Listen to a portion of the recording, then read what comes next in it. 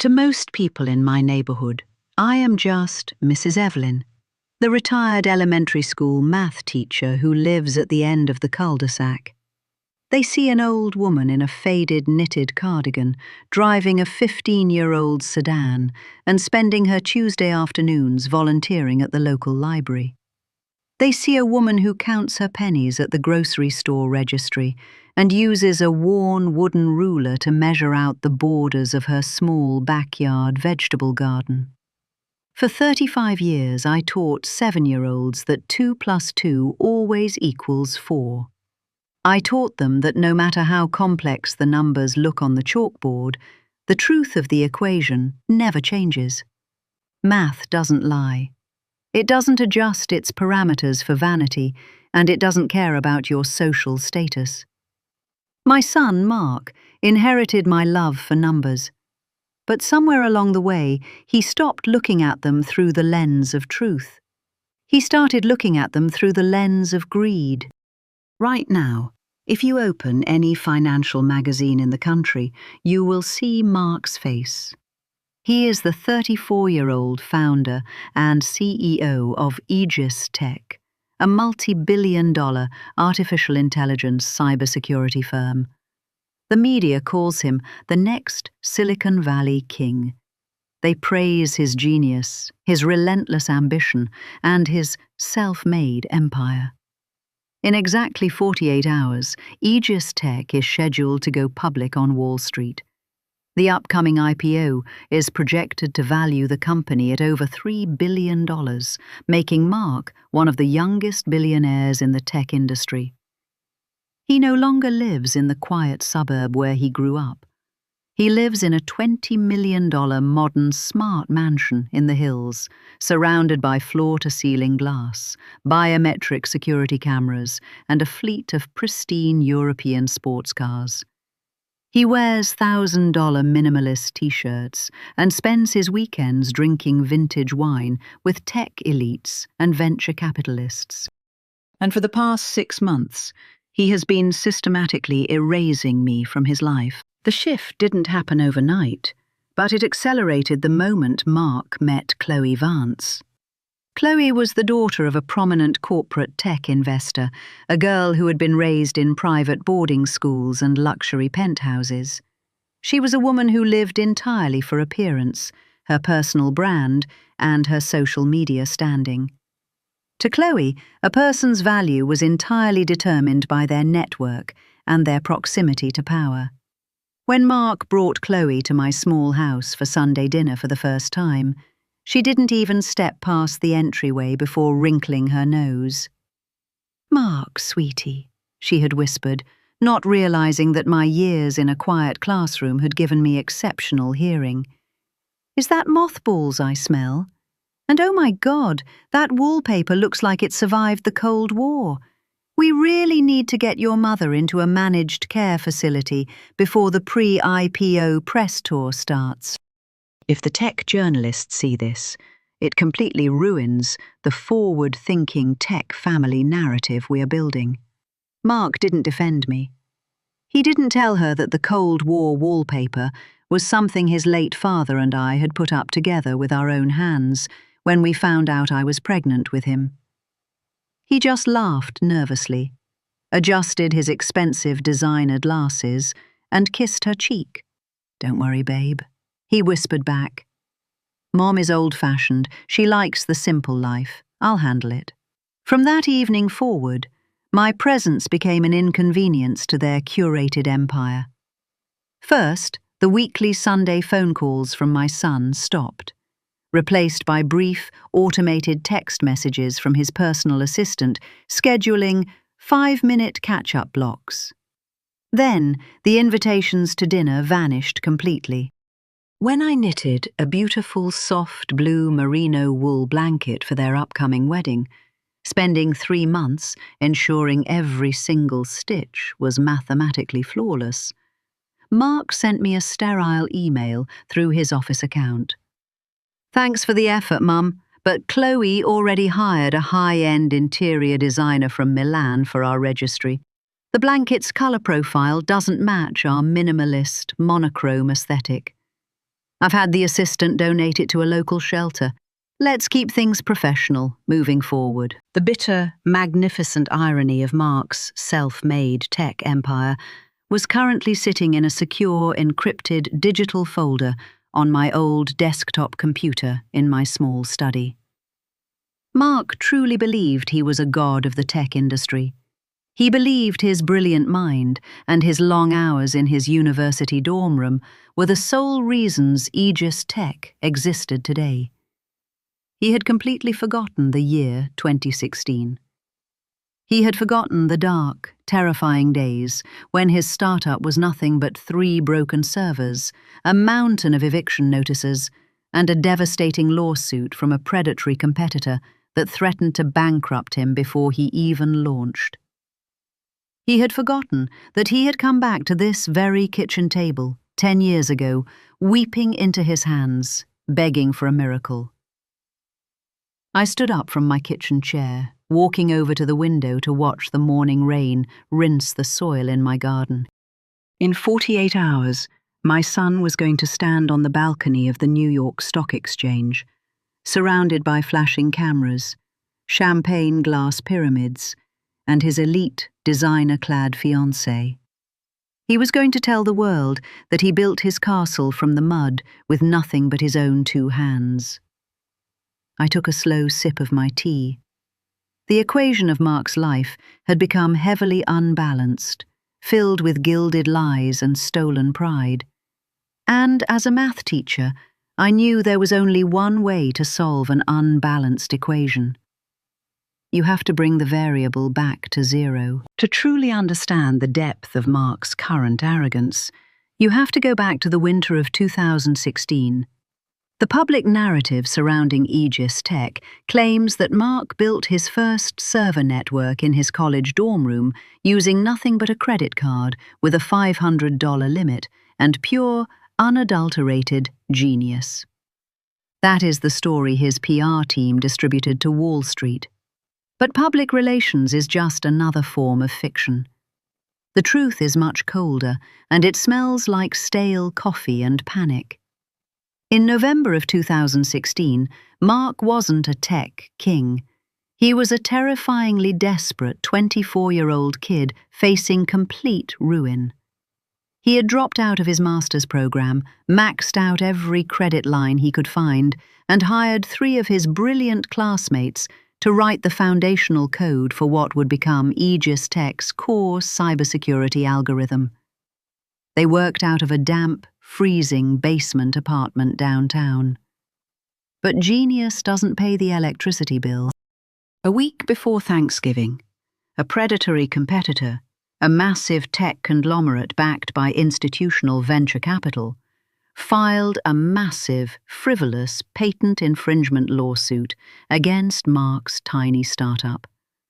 It was a classic corporate execution. They didn't need to win the lawsuit, they just needed to bleed Mark dry through legal fees until he was forced to hand over his proprietary code for pennies. One freezing rainy Tuesday night, the front door of my small house on Elm Street flew open. Mark stumbled into the kitchen. His jacket was soaked through, his face pale, his eyes bloodshot and wide with raw terror. He collapsed into the very wooden chair where he used to do his long division homework, buried his face in his hands, and wept uncontrollably. "Mom, it's over," he sobbed, his shoulders shaking violently. "They're suing us for $300,000. The landlord just handed us an eviction notice for the basement. If I can't find a legal retainer by Friday morning, the lawyers say I have to liquidate the servers and sign over the code. 10 years of my life, gone. I'm going to lose everything, Mom. I'll be bankrupt before I even turn 25. I didn't panic. For 35 years, I had watched children cry over math problems they thought were impossible. I knew that every complex problem could be broken down into simpler parts. I set a warm mug of chamomile tea in front of him, sat down and looked at the numbers on his legal documents. He needed $300,000 in 48 hours. To a retired schoolteacher making a modest pension, that number should have been an absolute impossibility. But what Mark had forgotten, and what his father had always kept quiet, was that numbers have a way of compounding when left in the dark. My late husband, Arthur, had been a quiet man, an industrial machinist who spent his life working with his hands. But Arthur's grandfather had been one of the early, unsung pioneers of American metallurgy. When he passed away, he didn't leave us a mansion or a sports car. He left us a private, old-fashioned family trust, consisting of prime, untouched, blue-chip industrial stocks and early manufacturing patents. Arthur and I had made a sacred pact when we got married. We would never touch that trust for our own comfort. We lived strictly on our salaries. We bought our clothes on sale, drove used cars, and paid off our modest home early. The trust was meant to be a permanent generational safety net, a fortress hidden beneath the soil. When Mark was a boy, he used to ask why we didn't have a swimming pool like the neighbours, or why we didn't take expensive vacations to Europe. Because, Mark, I would tell him, running a hand through his hair, true security isn't something you show off to your neighbours. It's the wall you can't see that keeps the roof from falling when the storm hits. Sitting at the kitchen table in 2016, watching my son crumble into dust, I knew the storm had arrived. The next morning, while Mark was asleep from pure exhaustion on my living room sofa, I walked down to the local branch of Abernathy Trust Corporation. I met with David Abernathy, the family's long-time estate lawyer. Within 3 hours, we liquidated a substantial portion of the generational industrial stocks, converting them into $300,000 of liquid cash. But I knew my son's psychology. I had spent 24 years studying his variables. If I simply handed him a check for $300,000 from his mother, two things would happen. First, his fragile ego would be crushed, knowing his mother had rescued him. Second, and more importantly, he would become reckless, thinking that his mother's kitchen was an infinite well of free money. He needed to believe he had earned the investment from the cold, ruthless world of business. "David," I told the lawyer, leaning across his mahogany desk, "I want to route this money through a blind, completely encrypted venture capital shell company. Let's call it Genesis Capital Holdings. Mark must never know the funds came from me. Present it to him as an anonymous angel investor who has been tracking his algorithm from afar." On Thursday afternoon, David Abernathy called Mark into his downtown office. Mark went in, expecting a final liquidation notice. Instead, he was met with a lifeline. David presented him with a beautifully structured, highly professional angel investor contract from Genesis Capital Holdings. The terms were simple, but legally absolute. Genesis Capital would immediately deposit $300,000 into Aegis Tech's corporate account to clear the debt, pay the legal retainer, and secure the servers. In exchange, Genesis Capital Holdings would receive exactly 35% of all founding shares, backed by absolute voting veto rights over any future major corporate restructuring, mergers, or leadership changes.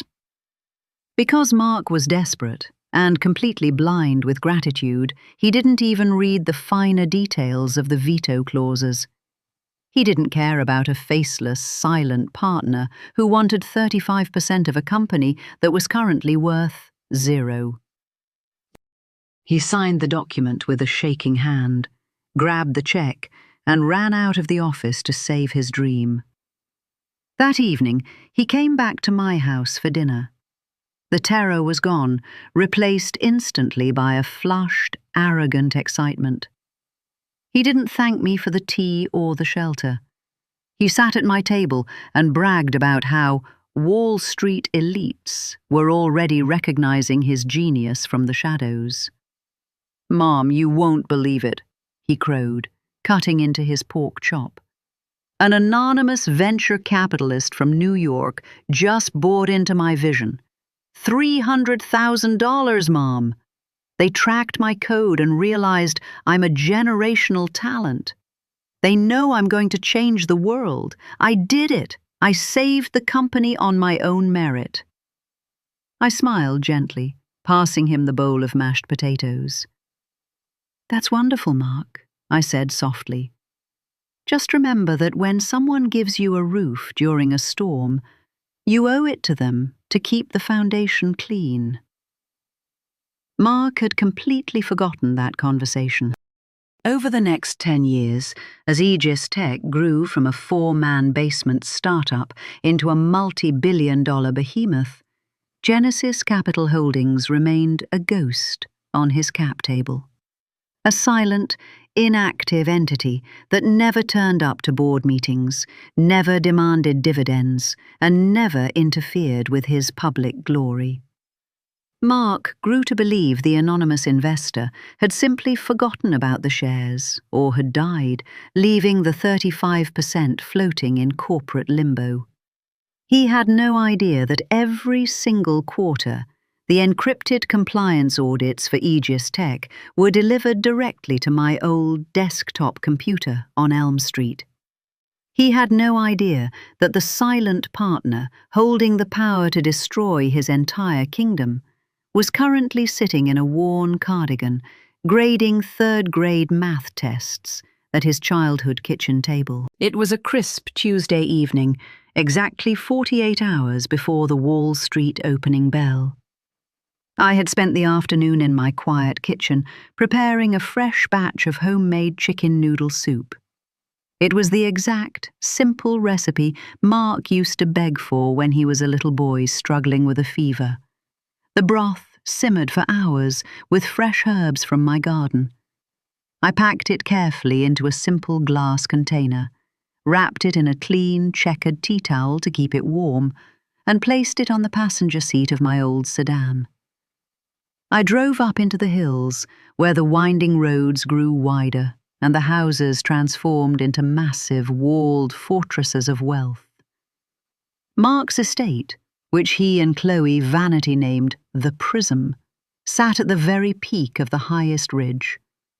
It was a $20 million architectural monument of sharp angles, black steel, and towering walls of reinforced glass. I pulled my car up to the heavy, matte black iron security gates. Beside the entrance sat a sleek, brushed aluminum pillar housing a glowing blue biometric fingerprint scanner. For the past 2 years, since Mark purchased the estate, my thumbprint had been programmed into the system so I could come and go to tend to the interior plants or leave groceries. I stepped out into the damp evening air, walked to the pillar, and pressed my wrinkled thumb against the glass. A sharp, high-pitched beep echoed. "Access denied." I frowned, wiping a stray drop of rain off the glass panel, and pressed my thumb down harder, holding it for 3 long seconds. Beep. Access denied. Authorization revoked. A cold knot formed in my stomach. The technology didn't have a glitch. As a computer scientist's mother, I knew exactly what that phrasing meant. Someone had manually logged into the estate's master security core, selected my user profile, and hit delete. Before I could process the sting of the digital lockout, the heavy glass front door of the mansion swung open. Chloe stepped out onto the marble portico.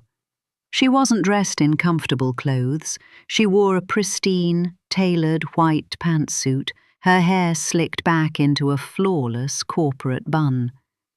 She held an iPad in one hand, flanked by a young woman in matching attire who appeared to be a public relations assistant. Chloe didn't walk down the long, sweeping driveway to greet me at the gate. Instead, she stood at the top of the concrete steps, tapped her smartwatch, and spoke directly into her wrist. Her voice broadcasted through the gate's hidden, high-fidelity speakers, sounding loud, metallic, and entirely detached. "Evelyn, darling," Chloe's voice echoed over the stone walls. "What are you doing here? Mark is in the absolute thick of a pre-IPO final briefing with our European underwriting syndicate. The house is completely locked down for corporate confidentiality." I walked closer to the security camera mounted on the wall, holding up the warm glass container wrapped in the towel.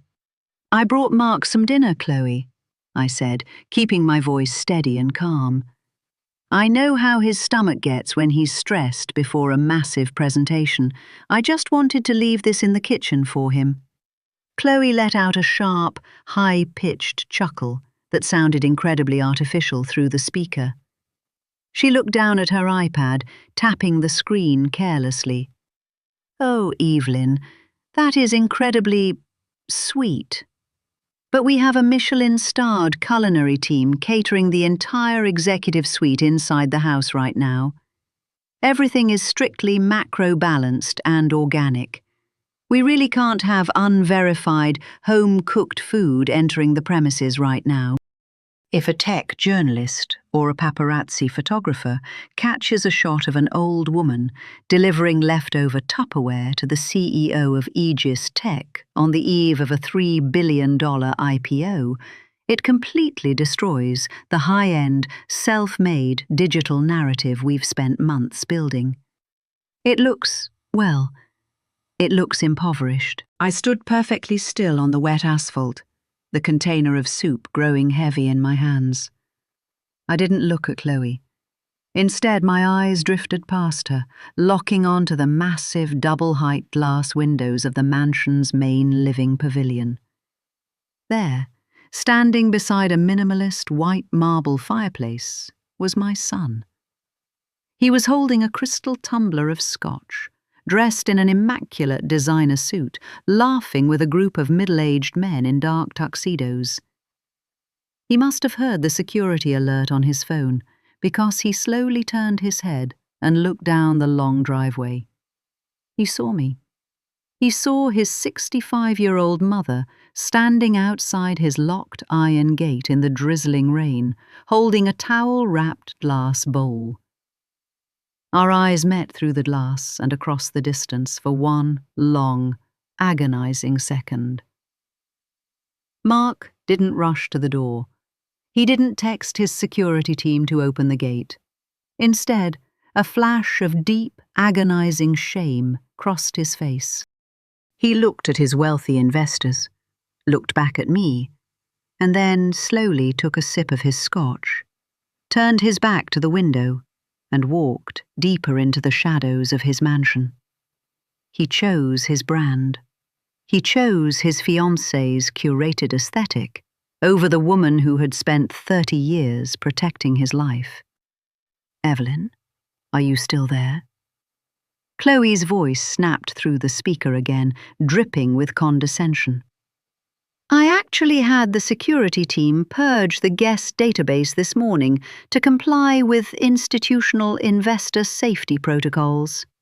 Your print was removed for corporate compliance. I'm sure a retired schoolteacher understands basic security protocols. Please head back to Elm Street. We'll send an assistant with a corporate car for you after the Wall Street Gala. If there's a gap in the press schedule." The intercom clicked off with a harsh, definitive static snap. The blue light on the biometric scanner turned off, plunging the pillar into darkness. I stood in the quiet rain for a long time, watching the distant lights of my son's billionaire lifestyle hum with power. The warmth of the soup container was completely gone, leaving the glass cold and slick against my palms. I walked back to my old sedan, placed the cold soup on the floorboard, and sat behind the wheel. I didn't cry. Tears are an emotional reaction to an unexpected tragedy, but as a mathematics teacher, I knew this wasn't a tragedy. It was simply the logical result of an unbalanced equation. Mark had completely deleted the original variables of his life, believing his own gilded lies. I turned the key in the ignition.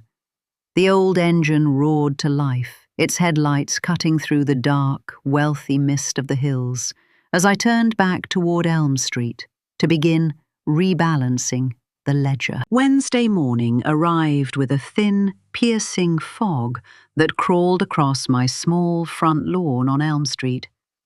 I was sitting at my kitchen table, sipping a quiet cup of black coffee and reviewing my old school lesson plans from 20 years ago, when the hum of a powerful engine broke the silence of the neighborhood. I looked out the window. A pristine, metallic grey corporate courier van, the kind used exclusively by high-end logistics firms catering to billionaires, pulled up to my curb. A young man stepped out. He wore a flawless, branded uniform, white handling gloves, and carried a heavy, weathered oak chest under his arm. He marched up my concrete walkway and knocked 3 times. When I opened the door, he didn't smile. He looked at me with the sterile, distant professionalism of someone delivering an eviction notice. "Evelyn Vance?" he asked, checking his digital tablet. "Yes, I am," I replied. "Delivery from the office of the CEO at Aegis Tech. Please sign here." I pressed my signature onto the cold screen. He set the heavy oak chest down onto my entryway rug with a muted thud, turned on his heel, and vanished back into his pristine van. I stood in the hallway, staring down at the chest. My breath caught in my throat. I recognized it instantly. It was Arthur's old machinist chest, the one he had built with his own hands out of scrap wood when he was an apprentice. When Arthur passed away, Mark had begged me for this chest. He had cried, holding my hands, promising that he would keep it in the center of his executive office at Aegis Tech as a permanent reminder of his father's work ethic and humility. I knelt down on the rug, my arthritic knees clicking in the quiet hallway. I brushed a thick layer of grey garage dust off the top lid. Taped to the wood was a crisp, heavy stock envelope embossed with the gold minimalist logo of Aegis Tech. Inside was a short, typed letter from Chloe's personal executive assistant. The letter was printed on heavy cream paper, its text sharp, black, and entirely heartless. Dear Evelyn, per the instruction of the CEO and the creative director, we are returning the enclosed property to Elm Street. We are currently clearing out the estate's detached garage units to break ground on a custom, climate-controlled showroom for Mark's new pre-IPO celebratory Ferrari. We found this old wooden box in the back storage corner. Mark noted it contains nothing but Arthur's old rusted gears, faded blueprint sketches, and sentimental junk. Since it does not align with the modern architectural aesthetic of the Prism and has no real financial valuation, it belongs back in your basement. Furthermore, please find enclosed your finalized schedule for Thursday morning. Vanguard Media, our primary PR firm, has completed the seat assignment for the Wall Street opening bell ceremony. Due to strict institutional investor capacity and security protocols on the New York Stock Exchange balcony, the front rows have been strictly reserved for top-tier venture capitalists, media executives, and tech influencers. Mark and Chloe both agree that the flashing cameras, loud sirens, and high-intensity financial crowd will be far too overwhelming for a retired elementary school teacher. To protect your health, you are formally requested to stay on Elm Street and watch the live broadcast on CNBC. An assistant will mail you a commemorative corporate ribbon next month. Best regards, the Executive Suite, Aegis Tech. I read the letter twice. I didn't flinch. I didn't feel my heart race. When you spend 35 years teaching mathematics, you learn to look at cold data without getting emotional. Mark hadn't just uninvited me from his triumph. He had categorized his own father's memory as an item with zero financial valuation. He had traded a foundation of solid oak for a shiny red sports car. My phone buzzed on the entryway table. It was a text message from Mark. It didn't open with a greeting. "Mom, hope you got the box. Look, don't take the NYSE thing personally. Chloe's dad is bringing 3 major hedge fund managers to the balcony, and we need every square inch to secure the $3 billion valuation. It's just business. I'll send you some photos after the closing bell. Love you." I typed a single sentence in response, my fingers steady. "I understand perfectly, Mark. Numbers never lie. I will be watching the opening bell very closely." I walked back into the hallway, lifted the heavy oak chest, and carried it into my small study. I set it beneath the glowing screen of my old desktop computer, right next to the secure digital ledger that held the encrypted compliance audits of Aegis Tech. Mark and Chloe believed they had just cleared out the final piece of clutter from their glamorous new garage. They had no idea that by sending this box back to Elm Street, they had just delivered the exact physical key I needed to unlock Genesis Capital Holdings and bring their entire multi-billion-dollar house of cards crashing down to earth. The study was entirely dark, save for the pale amber glow of my old desk lamp. Outside, the rain had returned, tapping rhythmically against the glass like a countdown. I sat in front of Arthur's old oak machinist chest. Mark and Chloe had categorized this chest as sentimental junk, an eyesore that didn't fit into their $20 million monochrome paradise. They were so blinded by the shiny gloss of their new wealth that they didn't even bother to look at the craftsmanship of the past. I unlatched the heavy brass clips. The scent of machine oil, old paper, and cedar wood filled the room, the exact scent of my husband's hands after a hard day's work. I carefully lifted out the top tray, which held Arthur's old rusted calipers, a set of iron gears, and a stack of faded blueprint sketches for industrial machinery. To the untrained eye, it looked like a time capsule of a bygone era.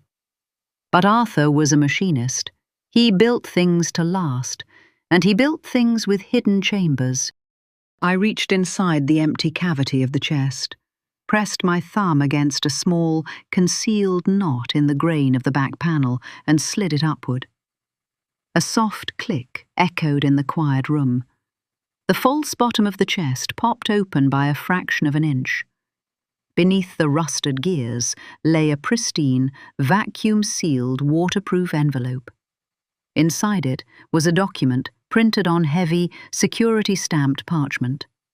This wasn't a blueprint for a machine, it was the blueprint for my son's entire corporate existence. It was the original physical stock certificate and the founding operating agreement of Genesis Capital Holdings. I pulled it out, running my fingers over the raised corporate seal. 10 years ago, Mark had been so blinded by panic that he signed this contract without reading the finer legal definitions. He had spent the last decade assuming Genesis Capital was a passive, dead entity on his capitalization table. I flipped to page 14, section 4, paragraph 2. The text was bold, absolute, and unyielding. Genesis Capital Holdings retains a permanent 35% allocation of founding Class A voting shares.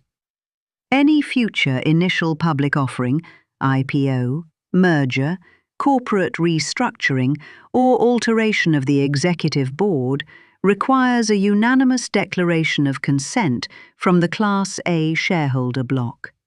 Failure to obtain written authorization prior to filing with the Securities and Exchange Commission, SEC, constitutes an immediate, irreversible material breach, rendering all subsequent filings null and void. Mark owned 65% of his company. He believed 65% made him an absolute king. But in the cold, unyielding architecture of corporate law, 65% means absolutely nothing if the remaining 35% holds a contractually mandated veto right over the entire foundation. I turned to my old desktop computer. I clicked on the secure, encrypted portal that David Abernathy's firm had maintained for me for a decade. I inserted a small metallic hardware security key that had been resting in the secret compartment of Arthur's chest. The screen flashed from red to green. Genesis Capital Compliance Portal accessed. I pulled out the final S1 prospectus that Aegis Tech had filed with the SEC for Thursday morning's IPO. I scanned the 500-page digital document until I reached the ownership disclosure section. My son, under the aggressive guidance of Chloe's venture capitalist father, had committed the ultimate sin of corporate arrogance.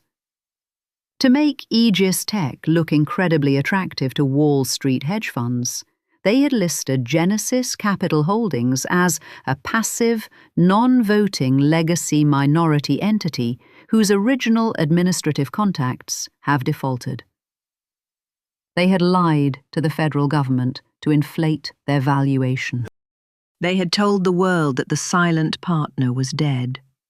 In mathematics, if you insert a false variable into the beginning of an equation, the final calculation will always explode.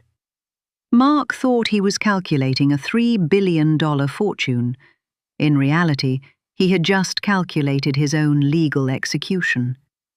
By omitting Genesis Capital's absolute veto rights from the public SEC filings, Mark hadn't just committed a minor administrative error. He had committed institutional securities fraud. If the New York Stock Exchange caught wind that 35% of the voting power had formally rejected the IPO, the entire offering would be frozen instantly, and the underwriting banks would withdraw their capital before the opening bell could even ring. They wanted a world ruled by cold business, numbers, and strict corporate compliance.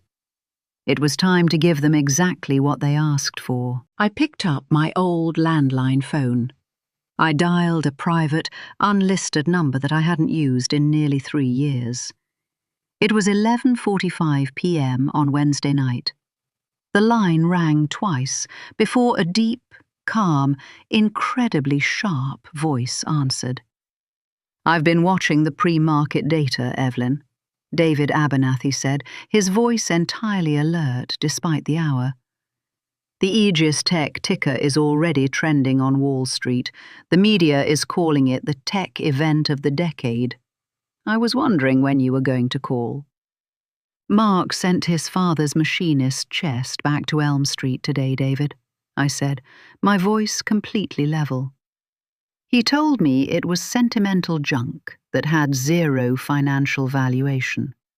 He also revoked my biometric access to his home and told me that a retired schoolteacher would be too overwhelmed by the flashing cameras at the stock exchange." A long, heavy silence stretched over the line.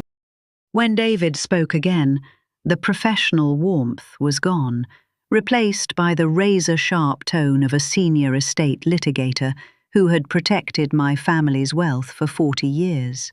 "He returned the chest," David murmured, "which means he has officially returned the physical hardware token and the original executed contract. The legal loop is closed. What are your explicit instructions, Mrs. Vance?" I looked at the gold seal on the parchment paper resting on my desk. "Activate the Genesis veto, David," I commanded calmly. File an emergency material non-disclosure injunction with the Securities and Exchange Commission immediately. Send a formal cease and desist copy directly to the compliance desk at the New York Stock Exchange and the lead underwriting bank. Tell them that Genesis Capital Holdings formally rejects the IPO of Aegis Tech. Consider it done, David replied, the sound of keyboard keys clicking in the background already audible. The SEC automated compliance portal will flag this within 6 minutes. By 2 a.m., the underwriting banks will be in a state of absolute, unadulterated panic. Do you want me to notify Mark's legal team? No, I said, a faint, cold smile touching my lips as I looked at the old wooden ruler on my desk. Let Mark enjoy his breakfast tomorrow morning. Let him put on his designer suit. Let him stand beneath the flashing lights of Wall Street. I want him to experience the exact financial valuation of a gilded lie. I hung up the phone.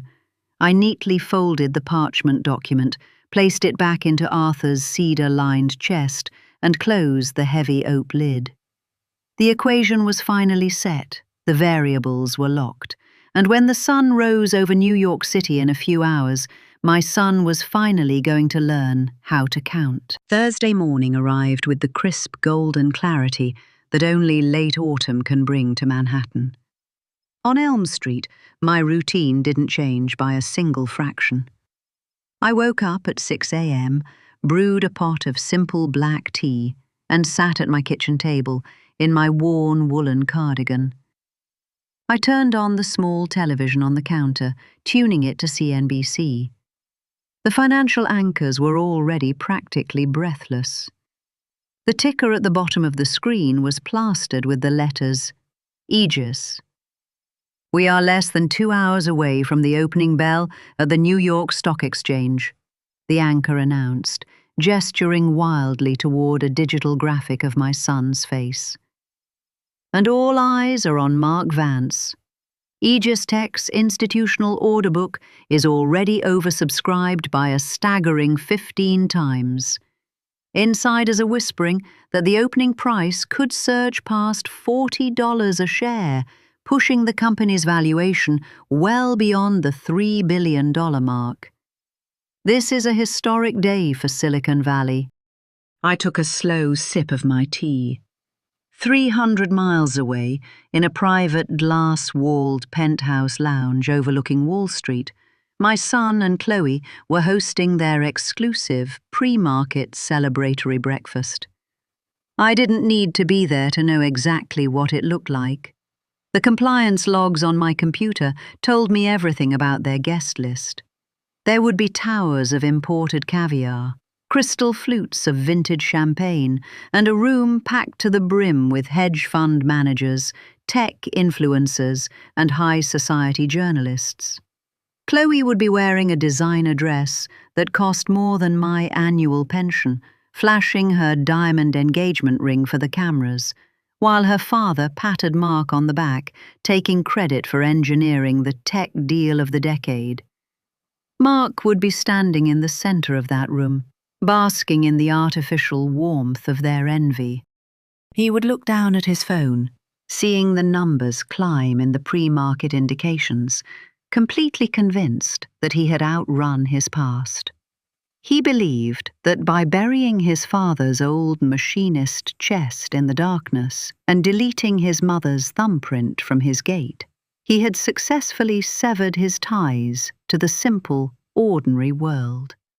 He didn't realize that the ordinary world was the only thing keeping his ceiling from collapsing. At exactly 8:15 a.m., 45 minutes before Mark was scheduled to step out onto the historic stone balcony of the stock exchange, the first crack in the card house formed. I sat in my quiet study, watching the master console on my old computer screen. A red alert notification flashed from David Abernathy's secure network. SEC injunction formally processed. NIS compliance treated. In Manhattan, Inside the roaring, champagne-fueled penthouse, Mark's encrypted corporate iPhone began to vibrate. It wasn't a standard text or a congratulatory message. It was a Priority 1 emergency breakthrough call from the lead managing director of the institutional underwriting bank, the Wall Street titan responsible for backing the $3 billion float. Mark stepped away from a group of billionaire investors, smiling smoothly as he pressed the phone to his ear. "Hey, Julian," Mark said, his voice dripping with relaxed pre-market confidence. "We're just about to head down to the floor. The energy here is incredible." "Mark, shut up and listen to me very carefully." Julian's voice cut through the line, completely stripped of its usual corporate politeness, replaced by an icy, breathless panic. "Where the hell are you?" "I'm at the penthouse lounge, Julian. What's going—" "We have a catastrophic compliance breach," the banker hissed, the sound of papers rustling violently in the background echoing through the line. 12 minutes ago, the Securities and Exchange Commission hit our legal desk with an emergency administrative stop order. A formal material non-disclosure injunction has just been filed against Aegis Tech by a major Class A institutional shareholder holding 35% of your core voting bloc. Mark laughed, a sharp, nervous sound as his smile froze on his face. "Julian, that's an administrative error. That's impossible. I owned 65% of the company. The remaining shares are floating legacy non-voting allocations. There is no active entity with voting veto power. We cleared the cap table months ago." "It's not an error, Mark," Julian roared, his voice cracking with rage. "The entity is called Genesis Capital Holdings. They just submitted the original wet ink executed operating agreement from 2016 to the Federal Compliance Desk.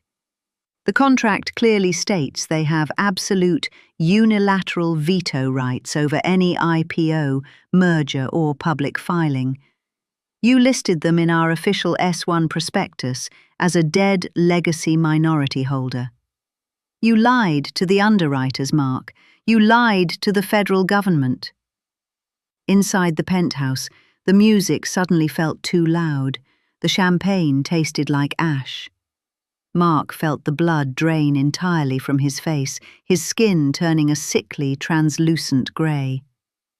He looked across the room at Chloe, who was currently laughing with a Vogue photographer, completely oblivious to the ceiling fracturing above her head.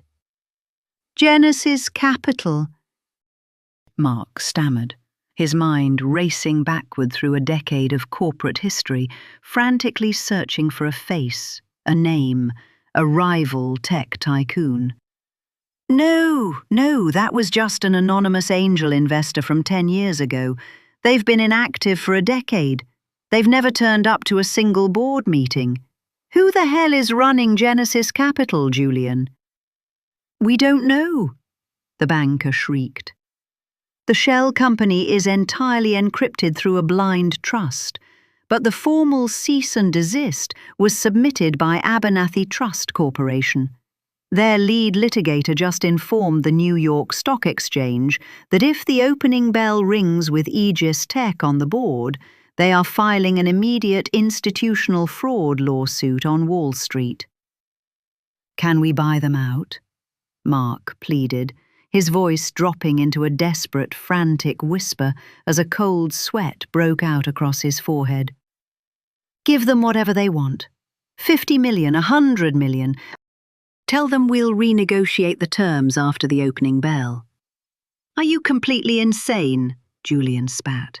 "The SEC has already frozen the ticker. The underwriting bank is officially withdrawing our institutional capital. The IPO is dead, Mark. As of 5 minutes ago, your $3 billion valuation is exactly zero. You better call your lawyers right now because by noon, federal investigators are going to be asking why you committed securities fraud." The line went dead. replaced by a harsh, hollow dial tone. Mark lowered his phone, his hands trembling so violently that he nearly dropped the device onto the polished marble floor. The tech king, the Silicon Valley prodigy, the self-made billionaire, was suddenly standing in a room full of flashing cameras, completely stripped of his armor. The gilded lie had finally run out of numbers. The pristine high society sanctuary of the Wall Street penthouse fractured into absolute chaos within 60 seconds. As the news of the SEC freeze flashed in blood-red letters across the CNBC tickers, the hedge fund managers and venture capitalists didn't offer words of comfort. They reacted like wolves catching the scent of a trap. They quietly set down their crystal champagne flutes, slipped their phones into their pockets, and streamed toward the glass elevators without saying a word to Mark. In high finance, an SEC fraud investigation is treated like a lethal radiation leak. The moment it occurs, everyone runs for cover. Chloe's father cornered Mark against a marble pillar, his face purple with rage, his expensive corporate suit dripping with sweat as he pointed a trembling finger at my son's chest. "You told me the cap table was clean, Mark," he bellowed, his voice echoing over the panicked whispers of the remaining guests. "My reputation is tied to this launch." The underwriting bank is already drawing up breach of contract documents. Who the hell is Genesis Capital? Chloe stood beside him, her perfectly curated bridal makeup smearing as tears of sheer frustration spilled down her cheeks. She gripped Mark's arm, her diamond nails digging into his designer blazer. "Mark, do something!" she screamed, her voice cracking with high society panic. "The paparazzi are already swarming the lobby downstairs. The Vogue journalists just cancelled our wedding coverage feature. Fix this right now!" Mark didn't answer them. He couldn't. His chest felt completely hollow, his breath coming in shallow, ragged gasps as his phone vibrated continuously with emergency notifications from his legal team. Finally, a priority text message from his lead corporate attorney flashed on the screen. Abernathy Trust Corporation just forwarded the formal injunction paperwork. The authorized representative of Genesis Capital Holdings is currently sitting in their main boardroom in Midtown. They are holding the original Wet Ink 2016 contract. If you want to save the company from a federal fraud indictment, you have exactly 20 minutes to get there and sign a restructuring settlement. Mark didn't wait for the executive car. He grabbed Chloe by the wrist, shoved his way through the emergency exit stairs to bypass the swarming tech journalists in the lobby, and ran out into the cold Manhattan drizzle. They hailed a yellow cab, throwing themselves onto the worn vinyl seat as Mark barked the address of Abernathy Trust into the glass partition. During the 15-minute chaotic sprint through Midtown traffic, Mark kept his eyes locked on his phone, watching the pre-market valuation of Aegis Tech dissolve into nothingness. He was completely blind with a desperate, defensive rage. He spent the entire ride planning his counterattack. He believed he was going to face a corporate raider, a ruthless billionaire competitor who had bought up his old legacy debt to blackmail him on the eve of his greatest triumph. He was prepared to threaten them, to use every legal weapon in his arsenal to crush this faceless saboteur. The elevators at Abernathy Trust Corporation opened into a silent, soundproofed world of polished mahogany walls, thick wool carpets, and panoramic glass windows overlooking St. Patrick's Cathedral. Mark threw open the heavy double doors of the main executive boardroom, slamming them against the wall with a resounding crash. Chloe marched in right behind him, her designer heels clicking aggressively against the stone floor. "Listen to me!"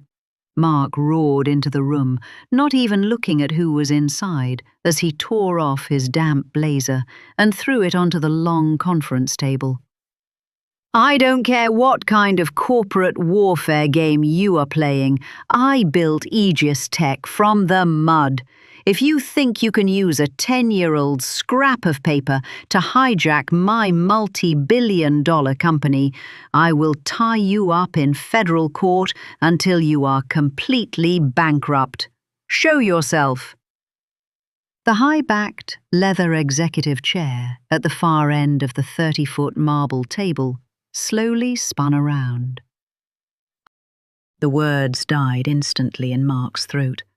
His jaw went entirely slack, his eyes widening in a state of sudden, paralyzing shock that made him look like a frightened child. Sitting in the center of the multi-million-dollar boardroom was an old woman. She wore a faded, knitted grey cardigan over a simple navy blue blouse. A small white porcelain mug of chamomile tea sat in front of her, steam rising gently into the air. It was me, and right next to my tea mug, resting in the exact center of the pristine, polished white marble table, sat Arthur's old, dusty oak machinist chest. The one Mark had returned to Elm Street 24 hours ago because it didn't match his garage aesthetic. Chloe blinked, looking from me to the old wooden box, her face contorting into a mask of pure, unadulterated confusion and disgust. "Mark, what is going on?" Chloe hissed, stepping backward. "Why is your mother sitting in the boardroom? What is this unhygienic old wooden box doing on the table? Where is the CEO of Genesis Capital?" I didn't raise my voice. I didn't stand up. I leaned back in the leather chair, picked up my old wooden ruler from the top tray of Arthur's chest, and set it down on the table with a soft, definitive thud. "You are looking at the CEO of Genesis Capital, Chloe," I said, my voice carrying the calm, absolute authority of a teacher addressing a misbehaving classroom. Mark stumbled backward, his knee catching the edge of a chair as his face turned the color of ash. "Mum," he whispered, his voice trembling so violently he could barely articulate the word. No, that's impossible. Genesis Capital is a private venture fund from New York. They gave me $300,000 in 2016. They saved my servers." "I saved your servers, Mark," I said softly, looking directly into his bloodshot eyes. 10 years ago, you sat at my kitchen table on Elm Street and wept into your hands because you were 24 hours away from bankruptcy. I walked down to this very building, liquidated your father's generational industrial stock trust, and routed $300,000 through a blind shell company to protect your dream. I gave you a foundation because I loved you." Chloe let out a sharp, choked gasp, her hand flying to her mouth as her eyes darted from the gold-embossed legal injunction documents on the table to my faded cardigan.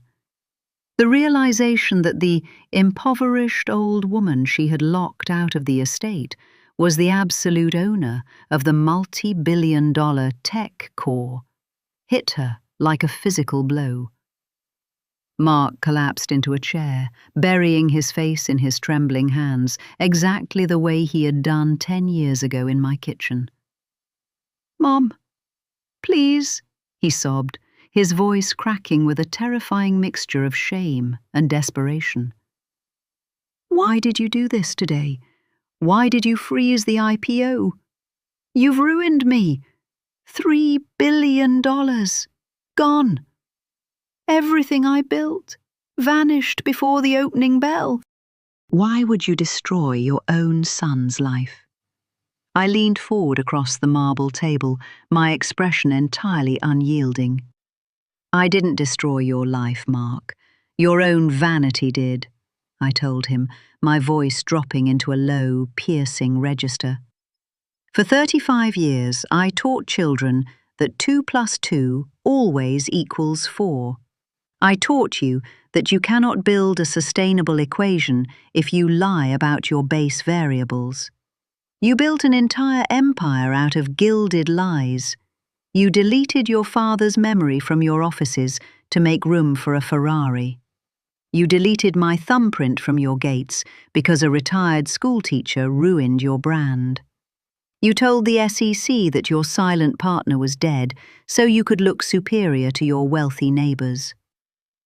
I slid the heavy gold pen across the marble table, the metal clicking against the stone until it rested right against his shaking fingers. You forgot how to count, Mark, I whispered.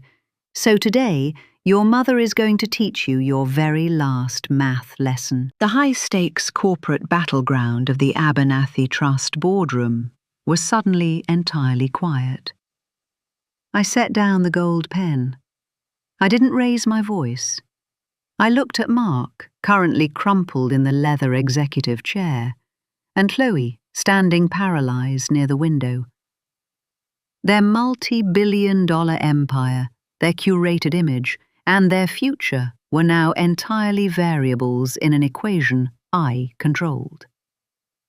Mark slowly lifted his head. His eyes were hollow, completely stripped of their Silicon Valley armor. "Mom, what are the variables?" he whispered, his voice hoarse. "What does Genesis Capital want? What do I have to sign to save Aegis Tech from a federal investigation?" "Sit up, Mark," I said, a faint smile touching my lips as I gestured to the dusty wooden chest. "I'm not a corporate raider. I'm not here to profit from your vanity. My original variable was, and always will be, your true security." I pulled out a fresh, streamlined restructuring agreement, drafted by David Abernathy's team. "Mark, you are signing over 35% of all voting shares to a newly established trust called the Arthur Vance Memorial Scholarship Fund, administered by David Abernathy. These shares will be permanently locked. They cannot be diluted. They are the true security net you can't see. Furthermore, Chloe Vance is to have zero input on company governance, and your own corporate compensation will be frozen at a reasonable level until you restore trust with the SEC. Chloe let out a sharp, choked gasp, looking from me to the pen as if I had just declared her non-existent. Mark looked at the document, his hand trembling. He had wanted total ownership, but he realized that the only way to save his king status was through unconditional humility. He picked up the pen and signed. It was 10 p.m. on Friday night, 24 hours after the Wall Street storm had subsided. The media was already calling the Aegis Tech freeze a regulatory glitch and praising Mark's swift action to restore order. The valuation was recovering. The internal fraud investigation had been settled with a simple administrative restructure, and the gilded lies were being polished back into shiny, profitable corporate truths. I stood on the exterior balcony of the Abernathy Trust building, overlooking the massive, sprawling Manhattan skyline at twilight. I wasn't alone. My husband's old, dusty oak machinist chest was resting on the sterile glass railing next to me. To the world, this building was the peak of power: glass, steel, high finance, and a view that extended to the horizon. Mark believed this view, the champagne, the biometric locks, and the $20 million modern Prism mansion determined his worth. But I was wearing my faded grey knitted cardigan, holding the dusty, dark wooden chest with both hands. This heavy, imperfect, worn piece of oak, the box Mark and Chloe had sent back to Elm Street with total disdain, contained the true valuation of our family's life. It contained true sacrifice, foundational security, and Arthur's memory. It contained the equation that 2 + 2 always equals 4. Secrets always unravel, and karma never misses an address. I walked back inside the silent boardroom, leaving the massive view of Manhattan behind me. I set Arthur's heavy oak chest onto the marble conference table one last time. I ran my wrinkled fingers over the surface, lifting out the top tray that held his rusted calipers and blueprints. Then I reached inside and gently pulled back the elegant, dark silk lining that cushioned the bottom of the chest. The secret compartment Mark had never discovered because he was too arrogant to look. Beneath the silk rested a simple, yellowed envelope.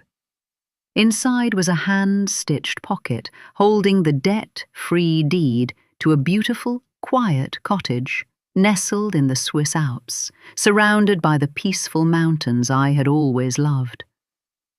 And a private bank draft for $10 million, established 40 years ago by Arthur and me, our quiet, invisible safety net.